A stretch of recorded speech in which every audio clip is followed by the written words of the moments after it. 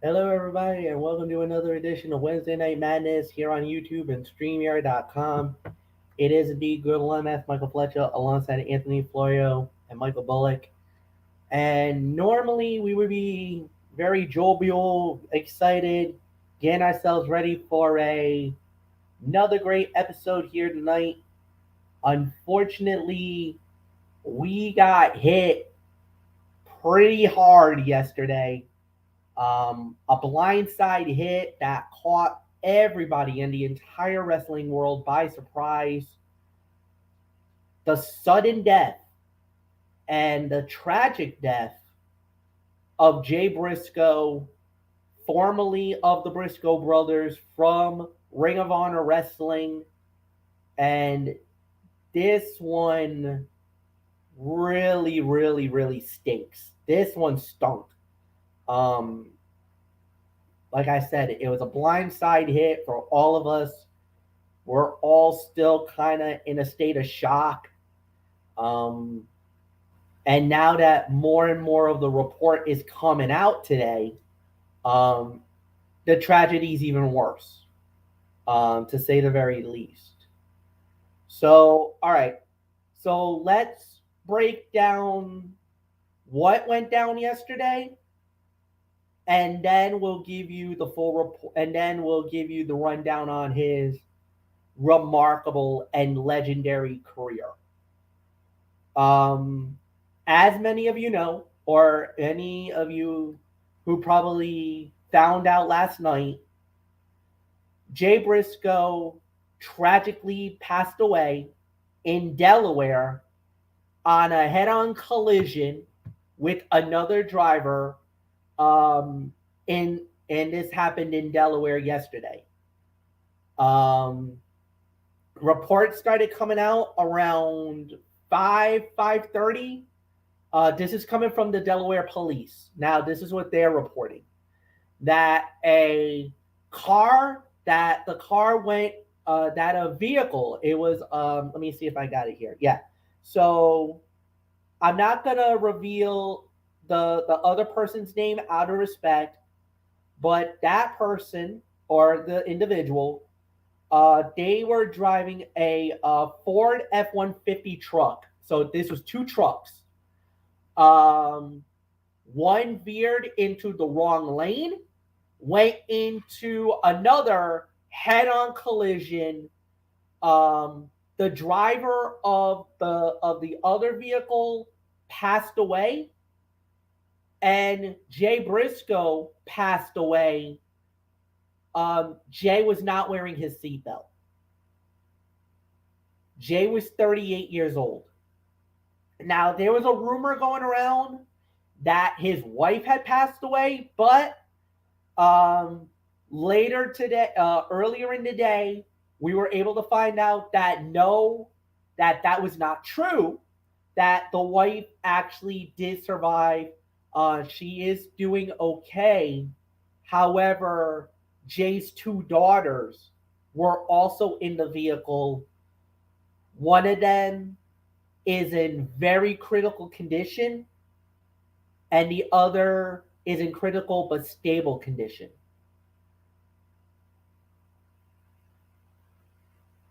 It was a sudden turn of events, and one that has affected everybody in the wrestling business.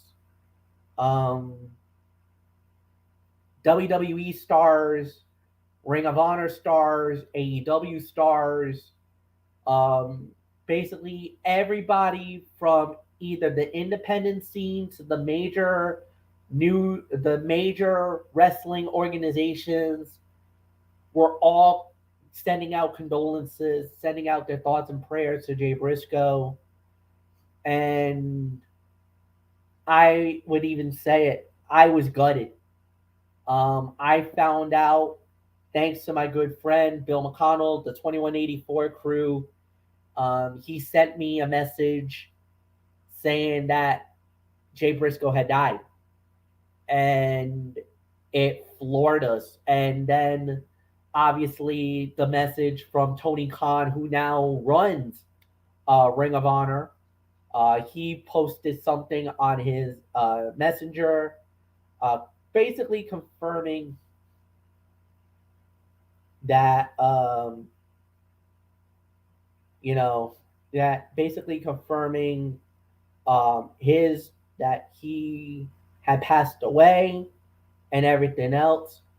Um, it was a stunning turn of events, and obviously, all of us in the wrestling community was affected, one way or the other. Jay Briscoe is he was one of the best in the game. Um, the Briscoes, I mean, we can say it, multi-time, and even many will even say probably one of the greatest um, tag teams in the world of professional wrestling. Jay Briscoe has been in every major company in the world. Um, but the most notable ones, Combat Zone Wrestling was a two-time tag team champions with Mark. Of course, Impact Wrestling World Tag Team Champion, won the Crockett Cup in 2022 for the NWA. Was a was an IWGP World Tag Team Champion with as a member of the Briscoe brothers, and then of course Toriano and Mark Briscoe and him, two-time never open weight six-man tag team champions. Of course, in Pro Wrestling Noah in Japan, was the GHC Junior Heavyweight Tag Team Champion, and then of course in Ring of Honor, I mean the accolades are amazing. Two-time Ring of Honor World Heavyweight Champion, one-time six-man tag team champion, of course, with Bully Ray and Mark, 13 times the Ring of Honor World Tag Team Champions, and at the time, they were currently the Ring of Honor World Tag Team Champions when it happened. Won the Honor Rumble in 2009 that gave him the opportunity to become the World Heavyweight Champion. Was the CM Punk winner, so he was Wrestler of the Year in Tag Team of the Year with Mark in 2007, Tag Team of the Year in 2007, Feud of the Year along with this was the Briscoes versus Kevin Steen and El Generico, Ring of Honor Tag Team of the Year in 2019, Feud of the Year along with the Gorillas of Destiny, Tag Teams of the Decade in the early 2010s, Tag Team of the Year in 2021, and was Ring of Honor Hall of Famers class of 2022. And then, of course, the Wrestling Observer newsletter, the Tag Team of the Year in 2007. Um, it's there's really nothing more to say, man. Jay Briscoe is a legend in his own right, and I'm heartbroken. As a Ring of Honor guy, as a member who follows Ring of Honor pretty closely and pretty religiously, this was a gut shot for me. As much as I know it affected Anthony Florio because of seeing the Briscoes in Impact Wrestling. And I know the one thing that we always were hoping for and praying for was them to be on AEW, and it never happened. And it hurt. And it absolutely is a devastating blow to us. Um, yeah, there's really nothing more to say. Anthony, this one hurts. I mean, we've had some major deaths in 2022 that really hurted us. 2023, 18 days, everything was fine. And then bang, we just got whacked. And boy, I mean, this was like a chair shot over the head. We did not even see this coming. No, indeed, we didn't, MF, and you're absolutely right.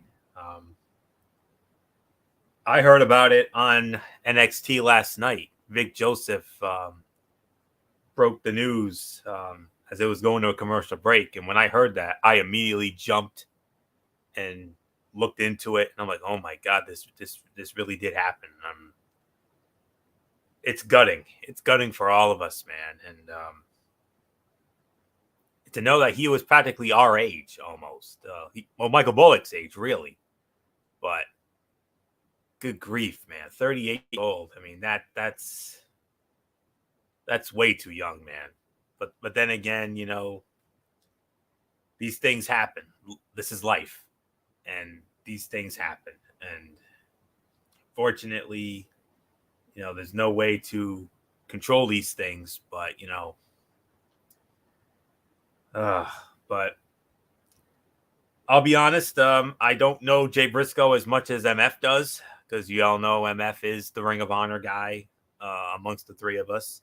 But I do cover Impact Wrestling, as you all know, and I did see him and Mark Briscoe in TNA Impact Wrestling as the Briscoe brothers, where they became the Impact World Tag Team Champions. And at that Impact Plus special last year, Under Siege, their title reign only lasted a month, as they dropped it to the Good Brothers at Slammiversary in June. And I tell you, man, from what I heard and from what I saw, these guys were, they were be a man guys. I mean, anytime that it didn't matter who the tag team was. Whichever tag team stepped into the ring with the Briscoe brothers, whether it was FTR, the Good Brothers, the Gorillas of Destiny, or whoever, you were guaranteed a be a man fight. And the series of matches that they had with FTR, if those weren't be a man fights, tell me what are. Tell me what were be a man fights, because those were be a man fights every time, including last month at the Final Battle pay-per-view when FTR and the Briscoes tore it down in that dog collar match for the Ring of Honor World Tag Team Championship. A match that I believe, I'm certain some people consider that their match of the year. No arguments, absolutely none. And but man, rough and tough, and these were smash mouth, in your face, physical guys, dem boys as they're known as. And it guts me especially because he was a family man, just like we're all family men. I mean, that's how we are. And to know that, to have, he was a good brother, a good father, a good husband, son, friend, colleague, and that breaks my heart more than anything else. I mean, the family aspect of it. And 38 years old, married, had daughters, and they had to cancel school. They canceled school. The school that Jay Briscoe's daughters attended, they canceled school today out of respect, which that was a very nice gesture on their part to do that, because it would have been too hard. It would have been too hard to go on with a school day after something like this happens. But what made me feel a little bit better about it was seeing the outpouring of love and support from the entire professional wrestling community, not just Ring of Honor, but wrestlers from all promotions: Ring of Honor, AEW, WWE, Impact Wrestling. Name any wrestling promotion, and a wrestler from that, and you wouldn't scroll through your Twitter feed without seeing at least one wrestler from a certain promotion say nothing but nice things about the man. And I mean, we don't have time to go over how many people showed their support, but I know Triple H had something to say. I remember Adam Cole, Mickey James, Madison Rayne. I mean, the list goes on and on and on. So much love. And say what you want about professional wrestling, but professional wrestling is like football and all the other sports. It's a family. It's a brotherhood. It's a community. And we saw how the NFL rallied around Damar Hamlin. And look what happened with him. We got the happy ending with him.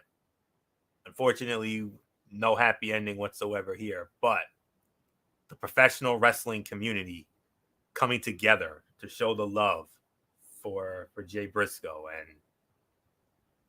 And you know me being a man of good faith and all that. That definitely warmed my heart, seeing all of those messages of love and support, not just for Jay Briscoe, but for his family, and seeing and listening to all the nice things that everybody said about him. And that's awesome. And he's surely going to be missed. And, you know, our thoughts and our prayers and our condolences to brother Mark, and of course, his wife and his entire family, his friends, and everybody in the professional wrestling community who was blessed enough to work with him. So, I mean, it's a gutting situation. It's never fun.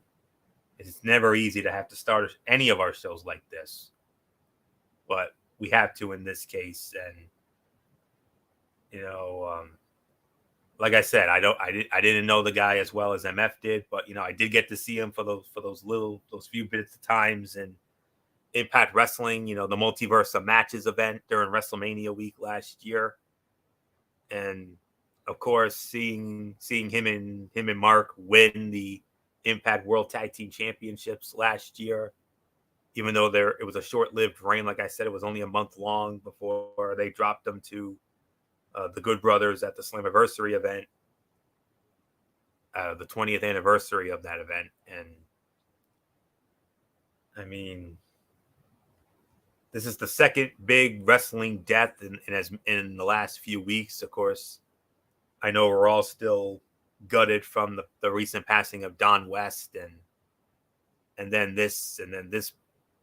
Oh man, I mean, these last couple of Tuesdays in the world of professional wrestling have been very eerie and uncomfortable, to say the very least. I mean, the last Tuesday, you know, we were all shaken up about, because we initially had thought that WWE was going to be sold to Saudi Arabia, and how up in arms we were about that. But thankfully, that proved to be fake news. Thank goodness. But nothing fake about this one, I'm afraid. And then this Tuesday, we get the news of this. And like I said, I was watching NXT, and then Vic Joseph mentioned it. I'm like, I'm jumping in. And then when I saw it, I'm like, oh my God. And oh man. But to the family, the friends, and everybody who was fortunate enough to work with Jay Briscoe, my thoughts, my prayers, and my condolences are with you at this time. On behalf of all of us here at Talking Wrestling TXN. And to Jay Briscoe, I know on behalf of all of us, we will simply like to say, as we always do, thank you for the memories. Thank you for the inspiration. But most of all, thank you for Jay Briscoe. And thank you for everything you did for not only for, you know, for your own tag team, you know, for you and your brother, but also for everything you did in the world of professional wrestling, and all the people, all the men and all the women that you helped along the way. Because a lot of them showed a lot of gratitude for Jay Briscoe for being a help and being welcoming into the wrestling community. And that's as good as it gets. But then again, the three of us, we would be the exact same way if we were him. So rest in peace and Godspeed, good sir. 38 years old, you're way too young for that. But, you know, this is life. And unfortunately, these things do happen. So not much more for me to get into here. Michael Bullock, as gut wrenching as it gets. I mean, first we were all up in arms about WWE possibly going to Saudi Arabia. Thankfully, we got a happy ending out of that for the moment, but unfortunately, not on this one. This unfortunately is real news, not the fake news from last week. But oh man, this is as gut wrenching as you can possibly have it. So, Michael Bullock, come on in. You and I, we didn't know Jay Briscoe as well as MF did, because we all know how much MF follows the Ring of Honor and all that. But I only saw him in Impact, and that's the only time I really knew him. But I did hear of all his other accomplishments. But let's put it into perspective here before we do anything else, and that is, he may be gone, but he's not going to be forgotten. He's going to be in our hearts, and he's going to be in our minds, and that's all there is to say about that. So, Michael Bullock, your thoughts about this unspeakable tragedy? Yeah, yeah. This is a tragedy, no doubt. When I heard about it, I was just like, part of me was like praying that this was not real. This couldn't happen to someone like him, and especially those that were in the car that with him. And as soon as I heard the rumors were true, it was just gut wrenching. I mean, to see someone like Jay Briscoe. I mean, I don't know him that much. I've only heard about really good things about him, and yeah, it was just so gut wrenching. I mean, to see this guy lose his life from a car accident, and like you said, I mean, there's still an investigation going on right now, and I mean, we don't know what happened with it. If they said that alcohol was involved with this. I mean, I did hear. I mean, there were rumors about that, and I mean, I heard that his seatbelt wasn't on, and yeah, so many things to digest here. But no matter what, this man is gone way too soon. I mean, and of course, the other person that was in the car died as well, and his daughters are in critical condition. And the one thing I did hear, guys, when it comes to one of them that's being operated on, and I God forbid, I don't want to hear about it, that there's a chance that one of them may never walk again. Yes, that's And yes. I mean, I pray to God that doesn't happen, because I mean, it really stings when you lose someone like Jay Briscoe. But to hear that the possibility that one of his daughters may never walk again, I mean, death is. Death is really bad. But to hear from your doctors that you may never walk again, that's pretty much gut wrenching, guys.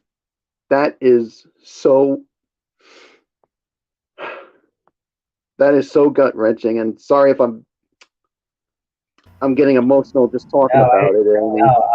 Absolutely. We totally get it, Michael Bullock. Absolutely. To see that, to hear that young girl may never be able to walk again, and it's just, yeah, it's just, I can't even imagine. I mean, the wife and the other members of the family hear about it, I mean, it's going to be so gut wrenching, guys. Yeah. It's going to be so gut wrenching. I mean, Hopefully, all I can I say is right now is I hope that the doctors are able to do whatever they can do to save her, at least to make. Hopefully, they can do that surgery, and then she'll be able to find the mobility for it. It's all in God's hands right now, guys, and that's all we can exactly, say about it. It's all in exactly. God's hands. We just got to keep praying. Um, Obviously, our thoughts and prayers are with her, and not only Exactly. that, but we also got to think about the driver of that other vehicle who lost her life. Um, she was she was 27 years old. The Yeah. driver who was also a part of the crash, in that head-on collision, and Yeah. she maybe had a family, and we don't know. Yeah. Obviously, Hmm. we have to think about her as well. I mean, Yeah. you know, when It's no matter how you see it, Fletch. I mean, yeah, it's bad on both sides. No oh matter yeah, how you absolutely, slice it. I mean, absolutely, it's a tragedy. absolutely. No matter how you see it. But So let me yeah. just So put something into quick context, and then we'll go right on into it. Just to let you know, because obviously the investigation is still going on. However, from what I've been told, or from what I've read, and this is coming from the Delaware State Police, there was no alcohol involved. So just to debunk that, no alcohol was involved. well, that's good. Um, Apparently, um, the female person um, accidentally went into the wrong lane, and that's what caused the head-on collision. She was wearing a seatbelt. Jay Briscoe was not, when the head-on collision happened. Hmm. Both drivers died at the scene, so they did. Neither one of them even made it to the hospital. They basically died instantly at the crash Hmm. site. Um, Yeah. yes, we do know, and this is coming from Jay Briscoe's wife. She messaged on social media to pray for the daughters, and like you said, Michael Bullock, you are correct. They were doing surgery on her, on one of the daughters. That she didn't have any feelings of the legs.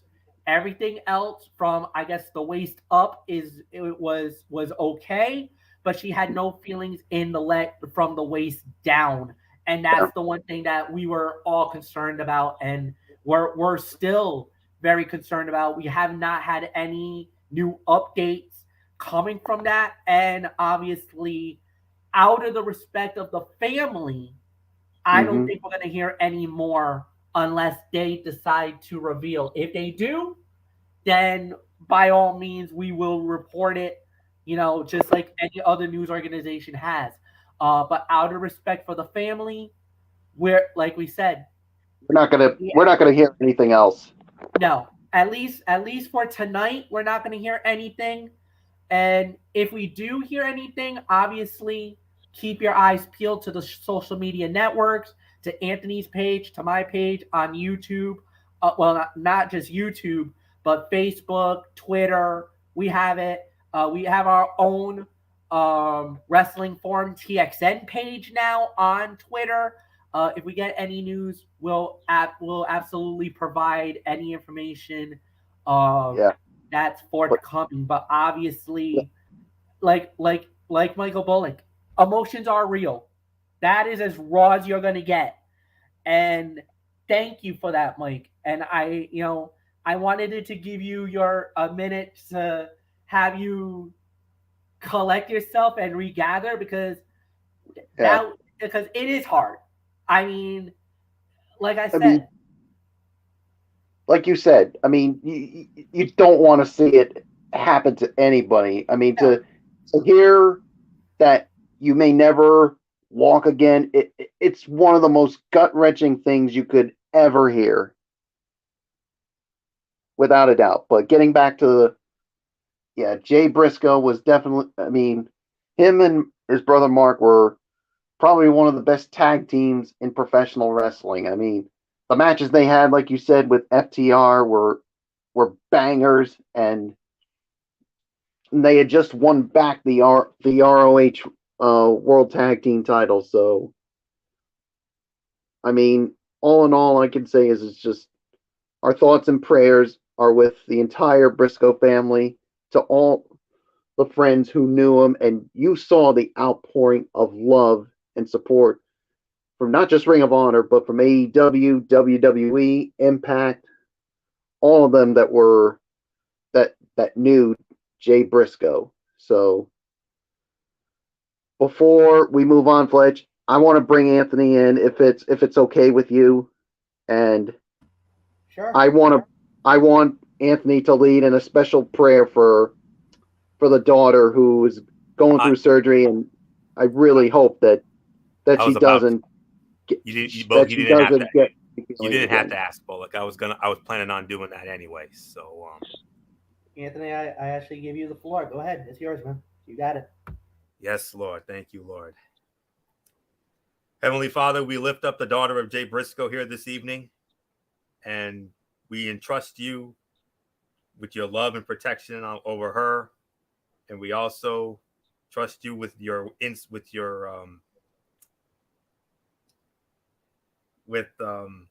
that you will grant the doctors the wisdom to. I'm sorry, I'm a little gutted myself here. Okay. We believe, just like we believed and we prayed for Damar Hamlin, we're going to do it again here tonight. Lord, we lift up the daughter of Jay Briscoe, and we trust that the doctors will somehow find a way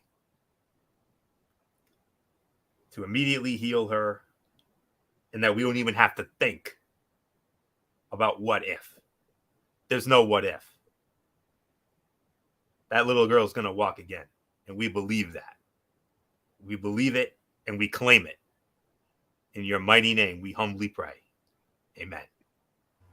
Amen. Well said. So Fletch, I mean, as tough as this is, we're going to do what I think Jay Briscoe would want us to do, and that's talk wrestling, and that's exactly what we're going to do right now. Absolutely, and we're going to do that right now. And we're going to start it off with NXT as we normally would do. Started off with a tag team fight, as it was Axiom and Apollo Crews going up against Carmelo Hayes and Trick Williams. And when it was all said and done, it was Apollo Crews and Axiom winning the match in 10 minutes and 35 seconds. Solid opener. I thought it was a good match. It could have been a lot more better in certain areas, but I thought they did a really good job with it. I thought it was a very good tag team fight. I enjoyed it, and there's really nothing more to add. I think this was easily about a 3 to 3. I'll probably say about a 3.25 star, probably 3 to 3.25. So Anthony, it's yours. 3.25 stars. This is a fun opener with some smart tag team spots. Axiom and Cruz look good together, and this could be a team to watch going forward. Unfortunately, it did lead to the expected 50-50 booking in these stories. The A champion lost when he should be building a win streak for a future title opportunity. Mello and Trick tried to regroup outside, but Cruz threw Axiom onto them. And later, Cruz found Mello and Trick in the parking lot and asked him about a good barber to help him celebrate his win. So, solid way to start. 3.25 stars, no doubt about it. So, Michael Bullock, your thoughts?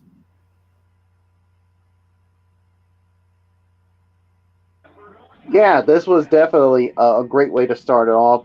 3.25 for the match here. I mean, it definitely could have been better, but all in all, I thought both men definitely did a good job here. I mean, a good way to start off this edition of NXT. So there's really nothing more to say. let's move on. All right. Next up that we did have on the show, right after that, we had a women's match. This was a one-on-one, as it was Alba Fire going up against Sal Roca, and it was Sal Roca winning the match in 3 minutes and 17 seconds. Anthony, I gotta say, nice win for Saul, but Alba Fire, man, I mean, ooh, I'm smelling heel turn or something because she was not happy after that loss. No, indeed not. Ruka has a ways to go as a performer, but she is clearly improving with each match. This was no different as she sold well and showed off more of her athletic prowess. She even got to hit her impressive finisher that we've been hearing a lot about on social media. It is shocking that Ruka defeated Fire, but there's a clear story here. Isla Dawn seems to be in Alba Fire's head, and it is affecting her ability to be herself.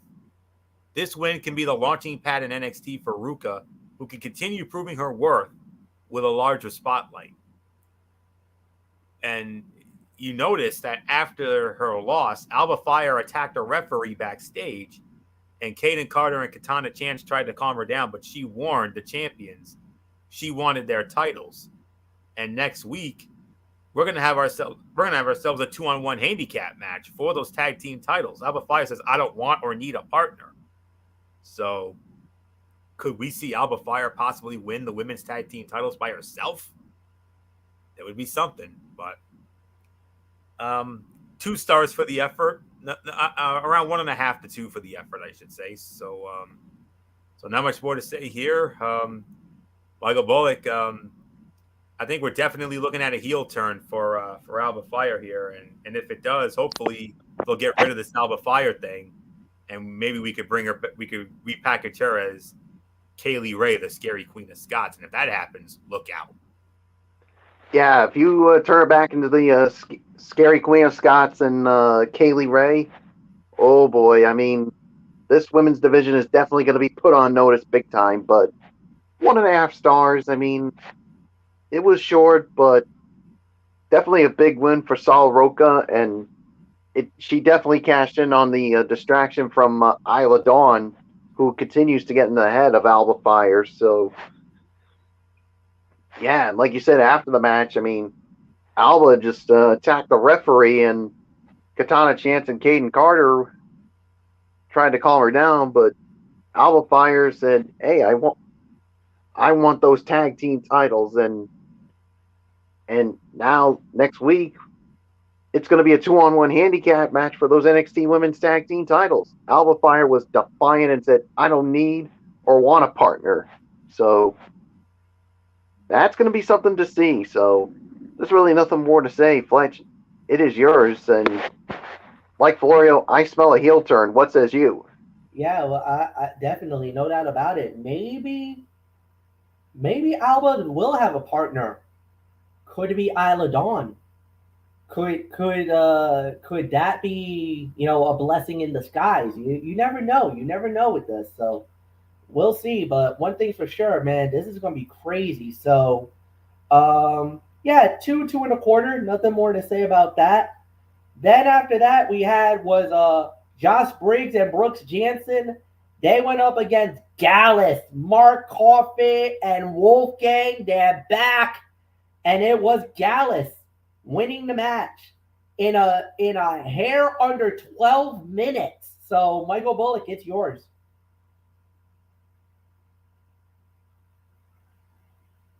Yeah, this was a solid match here. I'll give this about maybe 3.25 to teetering on 3.5. I mean, this was a solid match here, and definitely a big win for Gallus here, and this was definitely a statement win for them, because who knows, it could definitely put them in line for a future shot at the NXT Tag Team titles. So we'll wait and see what happens. But Fletch, I mean, all I can say is Gallus is back, and they definitely made a name for themselves.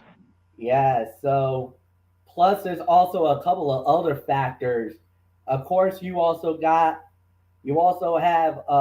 Kiana James and her concern over Brooks Jansen, but is that really true, or is that just her playing the game? Well, Fallon Henley is not having it. She is pissed right now over the whole thing. Um, so we got that going on, and then Gallus coming back. Oh boy, they're bringing a lot of fire. They're bringing a lot of fun. I'm loving what I'm seeing from Gallus. You know, I'm a big Wolfgang. I'm a big Mark Coffey fan from the days of ICW, Insane Championship Wrestling, and I'm pissed over the fact that they're taking it away from the WWE Network, and I think that means Peacock is about to lose them too. You you yeah, I don't want to say it. I don't want to say it. I don't want to say it. I don't want to say it. But nothing more to say. Anthony Florio, Gallus makes a triumphant return. And like I said, Jensen and Briggs, man, this Fallon Henley, Kiana James thing, it's turning. The ladies are catfighting here, and it might actually. It looks like they're driving a wedge between the tag team, man. It's getting bad. And what was that time of the fall again? 11 minutes and 59 seconds. It was a hair under 12 minutes. I would say this was the fight of the night here. I'm going to give this 3.25 to 3.5 stars for the effort. It's rare that NXT delivers a complete story-focused match, but this delivered. Gallus came in confident and unafraid to hurt Briggs and Jensen. It was hard-hitting, and both teams looked good throughout. When Briggs was left alone, he continued to show his immense value with explosive offense. Gallus won, but only by taking a barely legal approach to divide and conquer. This sets up the question of what the heels could do to the New Day to win gold. And Gallus made a promise to dominate NXT. Gallus removed the padding outside and then slipped Jensen onto the floor. Fallon Henley called for help, and Kiana James came out but seemed to only be a distraction. And then afterward, Henley warned Jensen that he was making a mistake trusting James. And then later, Fallon Henley apologized and told Brooks Jensen that next week on NXT, she was going to actually try and tag team with Kiana James. So that's going to be very interesting. I'm very intrigued to see where that goes. So stay tuned, as they say. So 3.25, 3.5 stars. Fight of the night for me. And NMF, like I said, Fallon Henley and Kiana James. Fallon Henley apparently is going to extend the olive branch to Kiana James. They're going to tag team next week. That ought to be interesting. Yeah, let's see how much that's going to work out there. All right, so then we had Thea Hale versus Valentina Feroz, and it was Thea Hale. She gets the win. Big win for Chase U. Elektra Lopez came out, and it looked like she was trying to help Valentina Feroz. Got her, gave her the thing of the brass knucks, and yeah, Valentina's like, I don't want this. I'm not gonna stoop to that level. Well, it made a mistake, and actually, she handed it to the referee. And the referee's like, "What's this?" I was like, "I don't want this. Get it out of here. I don't want it. I'm not gonna use it. It was just thrown into the ring. Just get it out." And well, Thea Hale hits her with the 1%er for the win. Yeah, all right. I mean, short match. I mean, could have been better, but there's a lot of story in this. First of all, let's talk about the Valentina Feroz and Elektra Lopez. It looks like they're trying to. It looks like Elektra's trying to scoop, make her way to try to do something there. It didn't work out. All right, fine. But I will say this: I thought they did an all right job with it. I thought it was an all right match. Thea Hale winning the match, great for her. Congratulations. But as you notice, Andre Chase is really not really too fond of one of his own students. He's kind of got that one. He's wondering what's the real play here. Are you really for Chase U, or are you setting me up here? So he's got every right to think about it too. So there's really nothing more to say. So Anthony, it's yours. Okay, match that finally gave Thea Hale her first victory while continuing the story of Elektra Lopez trying to mentor Valentina Feroz. NXT is doing a good job engaging the whole women's roster while building what looks to be new tag teams at the same time. This was not too exciting as a match, but the booking more than accomplished what was needed. 2 to 2.5 for the effort. And Andre Chase questioned Duke Hudson on why he made disparaging comments about Chase U to a fellow student. And then after the match, Lopez told Feroz backstage that she needed to learn to focus on winning and forget about Sangha. So, 2.5 for this effort. So, Michael Bullock, your thoughts? Thea Hale picks up her first ever win in NXT. Yeah, 2 stars for me. I mean, the first win for Thea Hale, and yeah, definitely a big win for her. So we'll see what happens with that. So there's really nothing more to say. So it's yours, Fletch. Yeah, so then after that, obviously, the initial storyline was that the New Day was supposed to come out and um cut a promo which was supposed to be the funeral of Pretty Deadly not getting an opportunity to fight for the NXT tag team titles. Well, obviously, in light of what happened to Jay Briscoe, Shawn Michaels, Triple H, and the powers to be called an audible and changed the storyline up. So it was a standard storyline that had Pretty Deadly come out, that had Gallus come out, and there was a big old brouhaha. There was a big old fight at the end. Well, now we actually got a big announcement at Vengeance Day.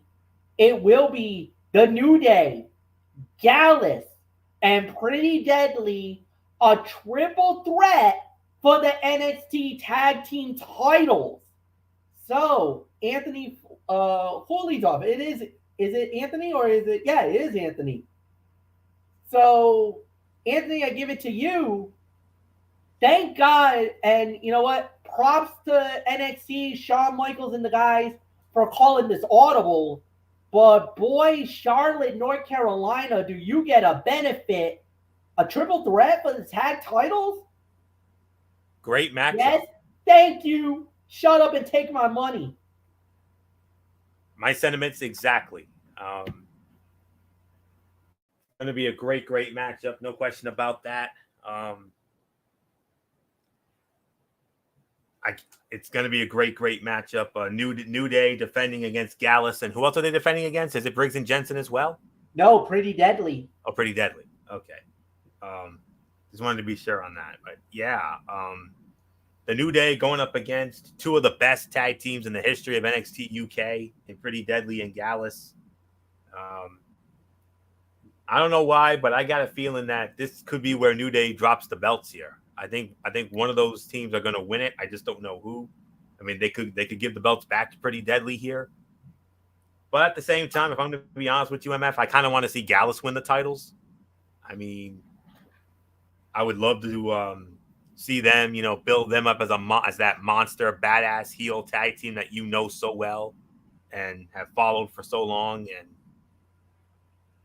and have and make big money off of a great babyface tag team trying to chase them for the titles.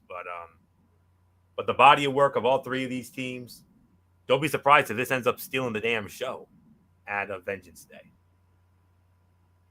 So there isn't really anything much more for me to add on this. So for me, I'm looking forward to the match. Great matchup coming up. So going to be interesting to see how it all goes down. So Michael Bullock, come on in. What do you think about your tag team title match at Vengeance Day? There, you got the New Day against Gallus and Pretty Deadly. Potential show stealer here. Yeah, that's definitely going to be a show stealer. With it was going to be that with the New Day and Pretty Deadly. Now you add Gallus to it. Man, that's going to be something really good. But a great promo by both sides. So. But yeah, kudos to Shawn Michaels, Triple H, and the team for calling an audible on this one to make this segment about as good as it was. So yeah, there's really nothing more to say. It's yours, Fletch. All right. And with that said, we now indeed move on to the next thing that we were supposed to have on the show. From there, it was Javier Barnell. He goes up against another guy who is who made his return back to NXT, uh, Tyler Bate, the first ever United Kingdom champion, and he makes his return to NXT and does a pretty successful job winning the match in 3 minutes and 49 seconds. So, Michael Bullock, I give it to you, man. What's your thoughts about Tyler Bate and his victory? Yeah, I mean, it was short, but it definitely, I mean, builds Tyler Bate. I mean, in his first match back. So I'm going to give this about 1.5 for the effort. So I'm not going to get too much into it. So it's yours, Fletch. Yeah, 1.5. I'm fair enough with it. I don't think there's really much to say after that. I think they did an all right job with it. So Anthony, it's yours. Excluding a badly botched finish where Burnell and Bate could not get on the same page, it was a solid sprint that mainly showed why the big strong boy is one of NXT's most explosive performers. Bate has more than proved over the years that he's a top guy. He should either win NXT Gold soon or WWE should consider moving him to the main roster. So Bate attempted the Tyler Driver 98 but could not get big body Javi up. On his second attempt, Burnell just fell into the pin attempt to end the match. So that's all there is to say. That 1.5 for me. So let's move on. All right. Of course, Anthony, you alluded to it. However,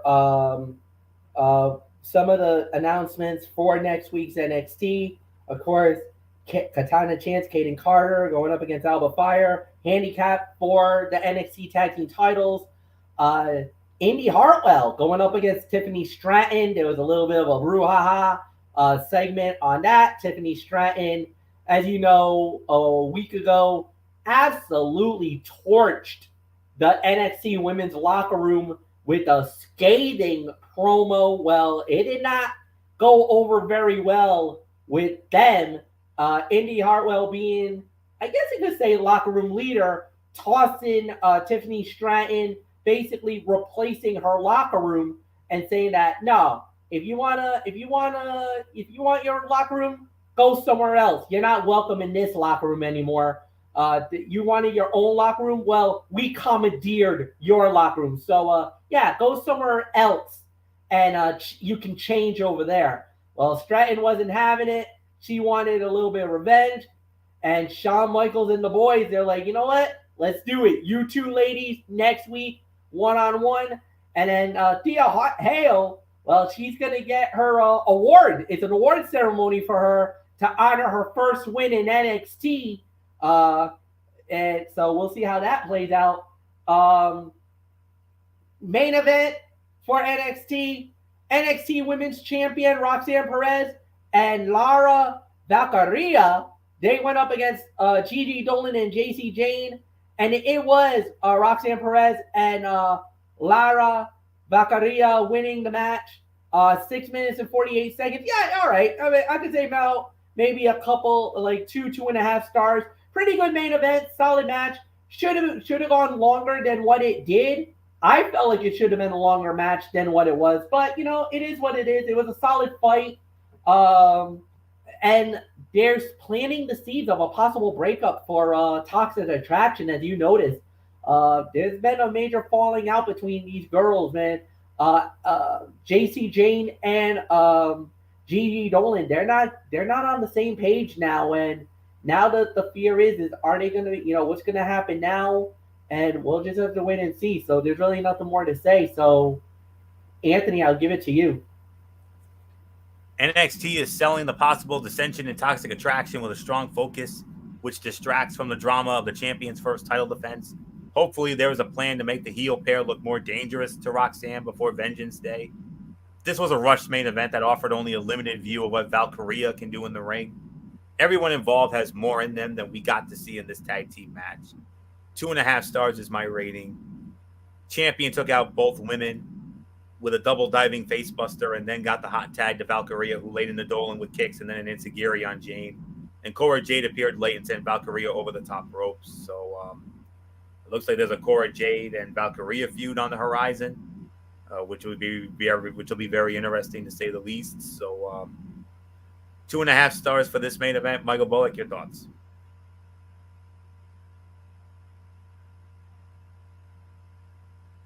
Yeah, I'll give it about 2.5 for this. I mean, it felt rushed, and we didn't get to see much more out of this. Yeah, looks like they are teasing the potential breakup for Gigi Dolan and JC Jane, and all I could say is, my oh my, how the mighty have fallen. And I mean, Toxic Attraction was the most dominant faction in NXT right now, and I don't know about you, Fletch. As I give it to you, it looks like it's on life support right now. I think life support is the key word there. Probably not the right thing to say right now based on the circumstances of what's going on. But I will say this, man. Yeah, this is gonna be a very interesting situation to say the very least. And yeah, so there's nothing more to say. It's gonna be an amazing situation here. All right, this is actually just got confirmed, and I want to give this up to my good friend Matt Ward. He says, "Reach for the sky, boys." Ring of Honor's first show will be a tribute show to Jay Briscoe, and it says to be going to be taped after Rampage this Friday night. Or so they're gonna do a special tribute show for Jay Briscoe. Ring of Honor talent gonna be a part of it. So that's absolutely an incredible announcement. Thank you, Matt Ward, for giving us that bit of news. And with that said, let's just move right on along, and we'll give our overall review. I thought it was an all right NXT. I thought it was a pretty good show, to say the very least. So yeah, I'll give this about I'll probably say about 6.5 to 7 out of 10. More 7 out of 10 than anything else. So Anthony, I'll give it to you. I'm leaning more towards 6.5 myself. You had some good matches here and there. Of course, you had some okay fights here, but they're coming off the big New Year's Evil show the week before, and this was the back to reality fallout. But we got a couple more shows before we get into Vengeance Day, and Vengeance Day is going to be amazing. I got a good feeling about it. So 6.5 for me. So Michael Bullock, take it home, and then we'll get into AEW Dynamite from the Save Mart Center in Fresno, California, the home of the 2005 Royal Rumble.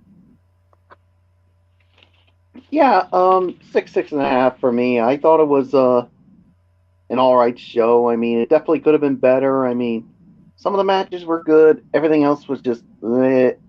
So, with that being said, and Fletch, before I give it to you and we get into Dynamite, I mean, I do apologize for that for that life support comment when it regards to Toxic Attraction. I just think the timing of it was bad. Okay. Yeah, no, it's okay. It's okay. I know, but I just felt the timing of saying that was just wrong on my end. So I do apologize for that. Yeah, that's like I said. I have no problem, Mike. It's all right. I mean, that's why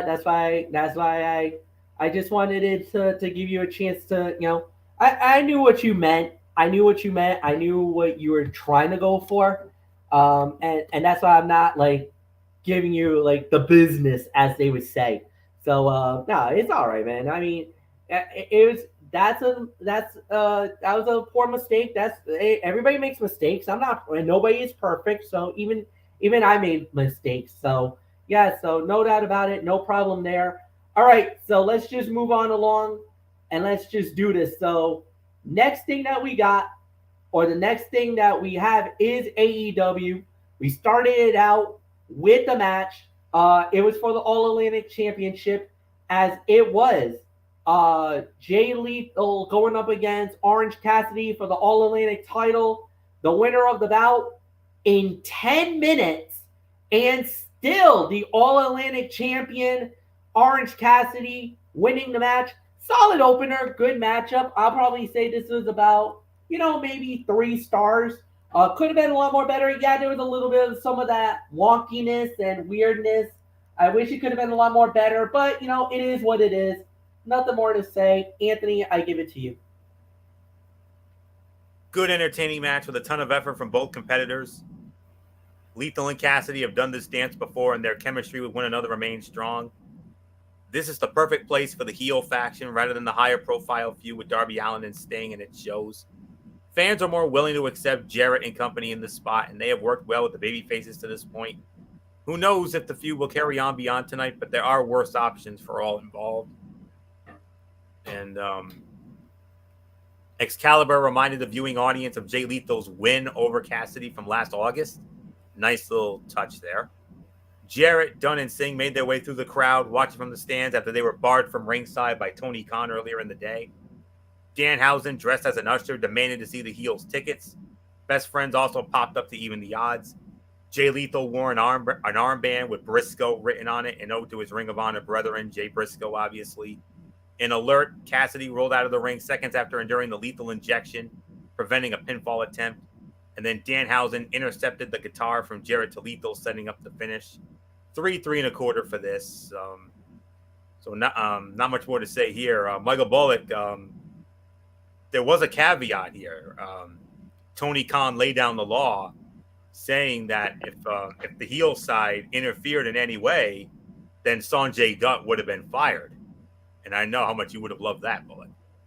Oh, I would have loved to see that happen. To see that pretty boy douchebags and annoying piece of what Sanjay Dutt get fired, but obviously, I mean, it didn't happen. And we're gonna have to live with that. But anywho, 3.25. I mean, it definitely could have been better, but all in all, I thought it was a really good opener to Dynamite. So yeah, there's really nothing more to say. It's your Sledge.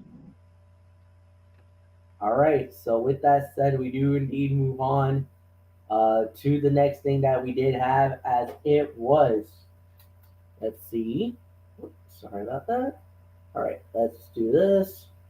And the next thing that we did have was Top Flight going up against the Young Bucks.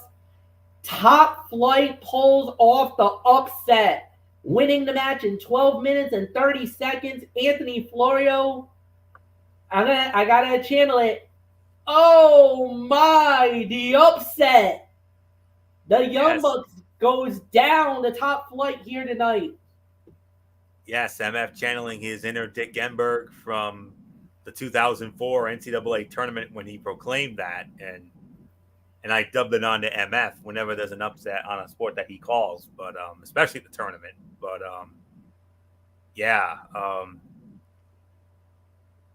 all right.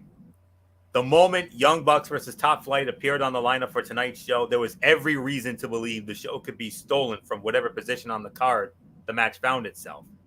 2 bouts in, and that appeared to be the case, thanks to a wild, energetic encounter that saw the Young Bucks establish dominance until a hot tag to Darius Martin from Brother Dante sparked the comeback. Top Flight has been red hot thanks to their win in the Trios Gauntlet over the holidays, where they won that $300,000 Trio Battle Royale with Fox.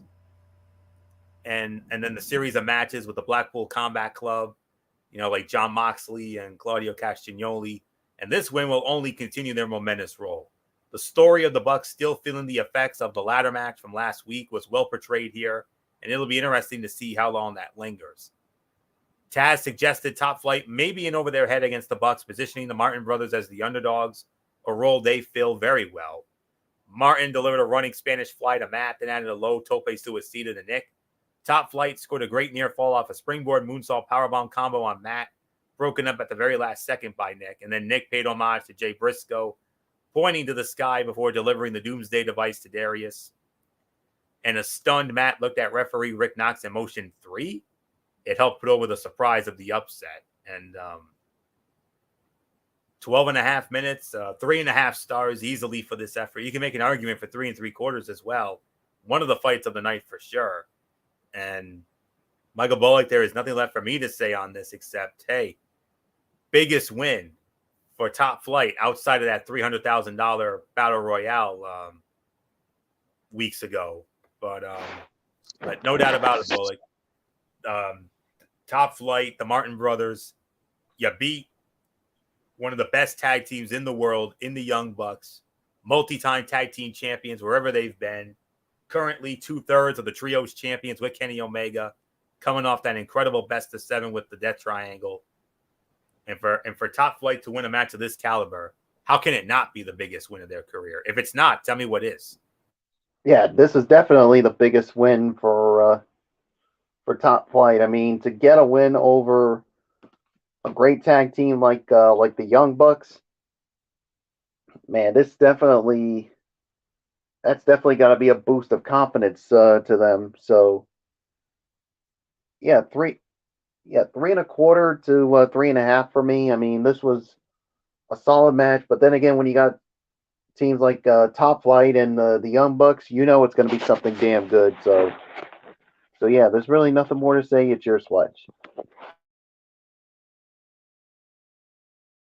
So next up that we had was Absolute Ricky Starks going up against Jake Hager. Absolute Ricky Starks wins the match. 6 minutes, 15 seconds, time of the fall. And I do believe this goes to you, Anthony Florio. So, Florio, it is yours. Actually, wait, hold. No, it doesn't. Michael Bullock. It actually goes to Michael Bullock. So, Bullock, it is yours as Absolute Ricky Starks wins the match in 6 minutes and 15 seconds. Yeah, once again, Ricky Starks gets the best of the Jericho Appreciation Society. First, he gets the upset win over Chris Jericho. Now, defeating Jake Hager, and I mean, I guess you could say as of right now, he's got the upper hand on the Jericho Appreciation Society, and you know that's going to drive Chris Jericho insane. So I'll give this about maybe 2.5 for the effort. So it's yours, Fletch. Yeah, 2.5, no doubt about it. Solid matchup to say the very least. And yeah, I think none of us thought that this was going to be the way it was going to play out, but it did. This was a big outcome for Ricky Starks. Man, he needed the win. He needed this more than anybody else, and he got it. So big win for Ricky. No doubt about it. I think the body of work says it all, and it could have been a lot more better, but it is what it is. And yeah, so with that said, Anthony, I give it to you. 2 to 2.5. Ricky Starks is red hot and has earned every bit of his recent push. He has lived up to the expectations of management and fans. First in his match with MJF a couple of weeks ago, and since then hanging with Chris Jericho and his cronies and promos and in in-ring action. Hager is always an interesting worker to watch because one is never quite sure which guy they're going to get. Here, he was up to the challenge, delivering an inspired performance. A Starks versus Jericho rematch is obviously the end game, and one can only hope two things happen. Starks goes over, and the program does not run for too long. Starks attempted to slide under the bottom turnbuckle, catching his ankle and momentarily appearing to injure it. Cool hand Angelo Parker slid across the table set up at ringside, which gave out underneath him in what could have been a very scary moment. And Starks took off through the crowd, none unwise enough to let himself suffer a beatdown at the hands of the heels again. 2.5 stars, that's my rating for it. So another big win for Ricky Starks. He continues to get better and better as time progresses, so not much more to say. MF, your thoughts? Yeah, no doubt about it. About 2.5 stars, maybe 3. Solid performance, solid match. So there's really nothing more to add here. So yeah, so we now go on to the next fight of the evening, as it was Bandito going one-on-one with the American Dragon, Bryan Danielson. Bryan Danielson winning the match in 17 minutes. You could easily call this fight of the night. This was absolutely amazing. What a matchup. What a fight. Bandito and, I gotta say it, Bandito and um, Brian absolutely tore the house down. The fans were into this match. It was consistent. It was good. I thought that the body of work was amazing, and all in all, tremendous, tremendous, tremendous match. Nothing more to say. Anthony Florio, fight of the night candidate, absolutely 3.5 to almost 4, with Brian Danielson winning, continuing his march at that world title, 17 minutes for the fight of the night. 4.25 stars for this, MF. The fans in Fresno were totally behind Bandito. Proof of the connection he has made with the audience via his mesh of aerial athleticism and uncanny strength. He has a unique look and an even more unique in-ring style, and the crowds have flocked to him thus far. Delivering bangers like this one with Danielson and proving that he can hang with the best wrestler in the world will only help with that. The Danielson MJF program has been solid so far, and the latter threatening to unleash the unmasked monster on his potential top contender was a nice tease of the escalation it will hopefully find in the coming weeks. Bandito sent Danielson scurrying to the floor looking for a reprieve as the masked luchador out-wrestled him early on. Bandito delivered an impressive delayed vertical suplex. He had to save it once, but it was another display of his raw power. Bandito delivered a moonsault slam to Danielson off the top rope and followed with a 21 plex for a 2 count. And you noticed MJF cut a post-match promo from backstage and once again used the word fickle, a throwback to Bryan Danielson's complaints about fans during his last heel run in WWE 4 years ago, late 2018 and into 2019. And Bullock and I had a lot of fun with that. Trust me, we did. And not even a dragon is any match for the monster behind the mask, MJF warns. So 4.25 stars, easily the fight of the night. And gentlemen, next week, the gauntlet continues, but by golly, it doesn't get any easier. Oh no. Because Bryan Danielson next week, guys, he's got to face the machine, Brian Cage. Yikes. Oh boy. That's all I'm going to say on that. So not much more for me to say. For me to say on this, 4.25 stars. Michael Bullock, Danielson got everything and then some from Bandito as we expected. You thought that was bad. Wait till next week when Brian Cage tosses him around like a Cabbage Patch doll for the most part. Yeesh. Yeah, I mean, it was tough for him, tough for Bryan Danielson against Bandito, but now to know that he's going to be going up against the machine, Brian Cage, yeah, that's not going to be an easy thing. I mean, that's going to be a tough one for him but then again, you had to expect MJF to literally throw everything but the kitchen sink at Bryan Danielson in MJF's quest to make sure that match at Revolution doesn't happen. So 4.25 stars, hands down the fight of the night, no doubt about it. I mean, I enjoyed the match. I mean, they both definitely gave it their all. So with that being said, there's really nothing else for me to say. So Fletch, it's yours. I mean, it was already tough for Bryan Danielson against Bandito. Now he's got to deal with the machine, Brian Cage. It seems like MJF is throwing everything but the kitchen sink at Bryan Danielson to make sure this match doesn't go down. Yeah, no doubt about it, man. So we'll wait and see how this plays out. This is going to be very interesting to watch, to say the very least. So yeah, like you said, 4.25, no doubt about it. Then we do switch gears, as it was Toni Storm versus Willow Nightingale. Toni Storm wins the match in 7 minutes and 30 seconds. But after the match, what was up with this? Toni Storm and Saraya beats the living daylights out of Willow Nightingale. That prompted Ruby Soho to come out, and also not only that, but you basically had Hikaru Shida, who is at ringside, she was looking at him like, what are you doing? And even Ruby's like, what the hell is this? What's that all about? What are you guys doing? What are you thinking? What did Willow do to you guys to piss you off? What the hell? What's up with you guys? Oh boy. You guys were talking about this. I'll let you two talk about it because you guys were mentioning about possible a heel turn with Saraya and Toni Storm, and is it because of what happened last week? Did Hikaru Shida kind of make a mistake here, but that brought out the nastier side of these two? Because I don't know. Go ahead, Bullock. You give me your thoughts. I don't know about you. I mean,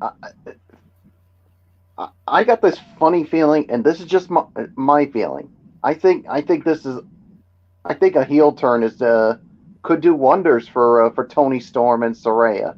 I mean, I don't know. I mean, they haven't really gotten over as baby faces, so maybe a heel turn could do wonders for them.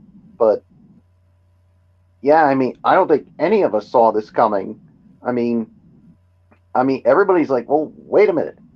What did Will Nightingale do to you two to do what you ended up doing? So I don't know. I mean, that's tough for me to say on that. So as far as the match goes, I'll give it about 2.5. So there's really nothing more for me to say except Fletch, in the immortal words of the great Vince Lombardi, what the hell is going on over here? Yeah, I wish I knew, man. This was weird, man. This was a beatdown and a half, and it just kind of it was a blindside. It caught us all by surprise. But I mean, that's kind of been the big question: is what the bleep? But I don't know. We'll have to wait and see how it plays out. But my goodness, man. I mean, really nothing more to add here. So, Anthony, do you want to give a quick thought before I get into the main event? Absolutely, I do. The match was about 2.5 stars, 2 3/4. You know what really started it all? You know what really started this whole thing? Toni Storm. What did she do? Pulled the tights and got the win. Yep, that's exactly what happened. There's a lot to unpack here. The battle lines between the AEW originals and the WWE exports are being drawn, something clearly mentioned by Saraya in the pre-match video package.